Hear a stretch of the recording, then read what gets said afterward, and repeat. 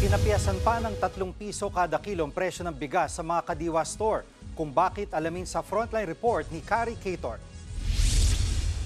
Mas pinamura pa ang mga ibinibentang Rice for All o RFA sa Kadiwa stores ng Department of Agriculture. Nasa 33 hanggang 43 pesos na lang kada kilo ang presyo, depende sa klase. Hanggang 3 piso rin ang ibinaba ng kada variety. Dahil yan sa pagbaba ng presyo ng bigas sa pandaigdigang merkado, habang dumami naman ang lokal na supply ngayong panahon ng anihan. Samantala, sa susunod na linggo na inaasahang ma-roll out ang bigas ng National Food Authority. 300,000 metric tons ang inisyal na ilalabas ng NFA kasunod ng idineklarang food security emergency for rice. Nasa 20 lokal na pamahalaan na raw ang nagpakita ng interes na magbenta niyan sa halagang 35 pesos kada kilo. Tuloy-tuloy rin daw ang pakikipag-usap sa mga supermarket para makapagtinda ang mga ito ng NFA rice simula Marso. DA and I are working together regarding this para at least kahit dito sa mga supermarkets meron din mababang presyong bigas. Ayon pa sa DA, hindi aalisin ang food security emergency for rice hanggat hindi bumababa ang presyo ng imported na premium na bigas sa hanggang 45 pesos. Dapat bumaba siya to 42 to 45 level.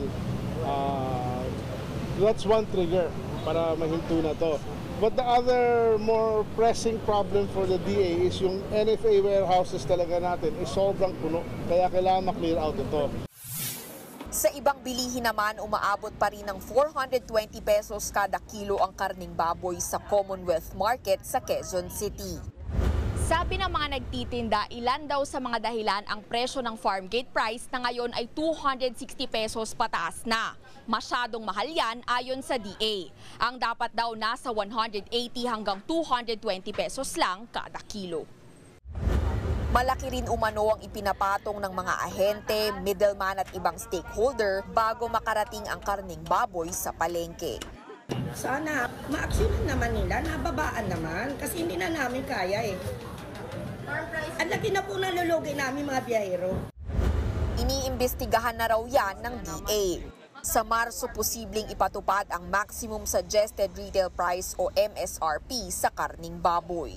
Nagbabalita mula sa Frontline, Kari Cator, News 5. Mga kapatid, Jiggy Manikad po, iba na ang may alam at may pakialam sa panahon ngayon. Para sa konkreto, kumpleto at komprehensibong balitaan sa Frontline, mag-follow at mag-subscribe sa social media pages ng News 5.